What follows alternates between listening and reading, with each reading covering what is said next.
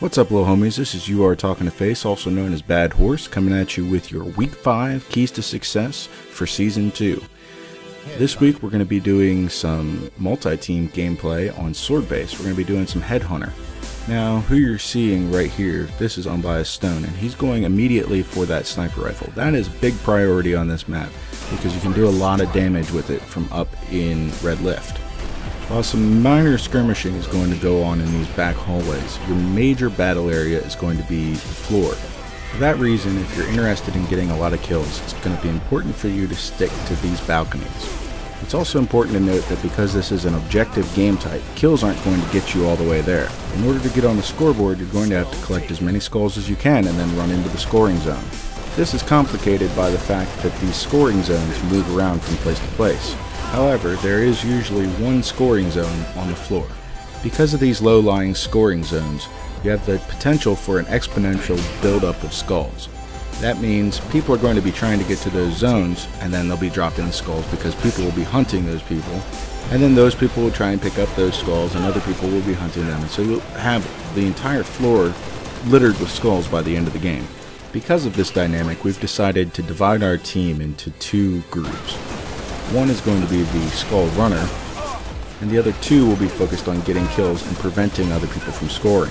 If you want to look at this in simplistic terms, you can think of this as offense and defense. The two people that are getting the kills are playing defense, and the person who's running around collecting those skulls are playing offense. Now, because of the verticality of this map, and the fact that a lot of the attention is going to be directed down at the floor by these other teams, we've decided to equip Jetpack so we can get up into those high places where we have good visibility and we're not attracting too much attention from the other teams. Now, as you can see here, it doesn't always guarantee that you're not going to run into trouble, but the chances for another enemy to engage you are going to be much more limited up high. As you can see here, the floor does really become a confusing place. You've got entire trains of people just following each other around and shooting each other in the back. So it's not really a great place to be unless you're just down there to score the skulls. For that reason, Darevo, who is our Skull Runner, has equipped Sprint for his armor ability. This allows him to get on and off the floor as quickly as possible without taking too much damage. That said, don't expect to get out of this game without dying. If you're running the skulls, expect to die a lot. And by the way, while we're looking at it, I just wanted to commend Matt for his good teamwork there. He was definitely listening to Darevo's callouts there. So now you may be wondering, it's kind of a catch-22. Going on the floor means almost instantaneous death, but that's where all the skulls are.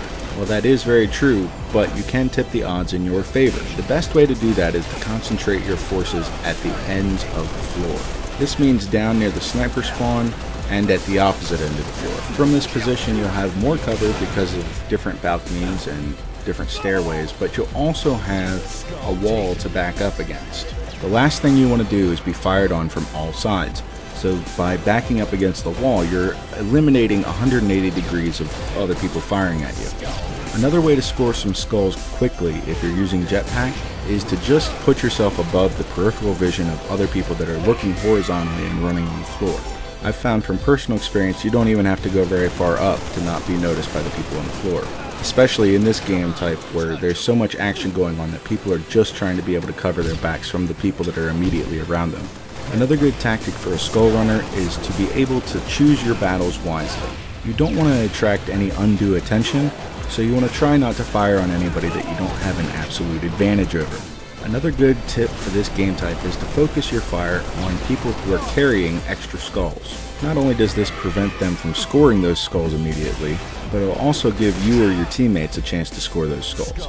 Now, just to flash back for a second, you remember me saying that this was a great area to set up with your team. The reasons for that is this great little stairway that allows you cover while the other teams try and rush in and take those skulls.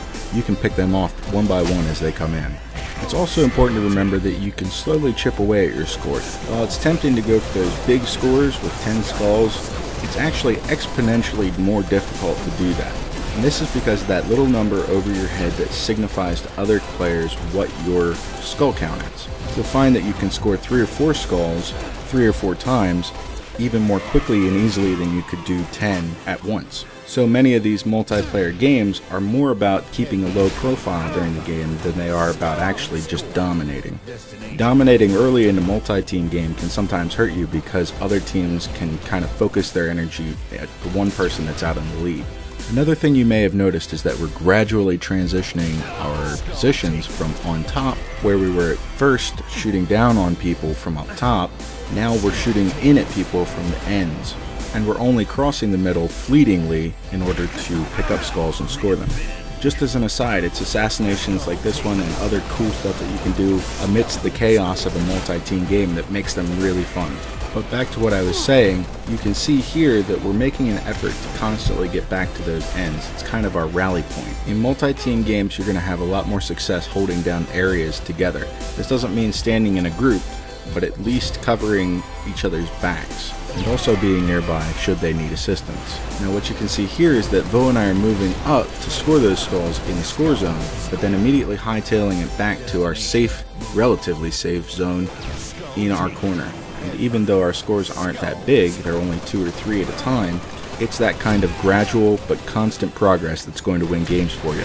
Now here's a good example of where Darevo and I got knocked out, but we use it to our advantage because we spawn up high and we both know where we're headed, so we're able to team shoot that area and clean it out, and then go in and clean up all those skulls. Now it was at this point in the game that we realized we've been spending entirely too much time in one location, so what I do is I head off to the other side to make sure that that sniper rifle doesn't get into the wrong hands.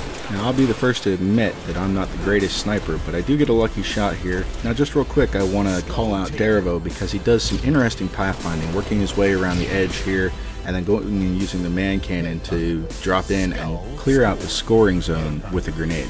That's some incredibly smart pathfinding. Now back to what I was talking about, I'm taking the sniper rifle back to Unbiasedstone, who is our best sniper. I don't want to monopolize that power weapon because it will serve our team better if it's in his hands.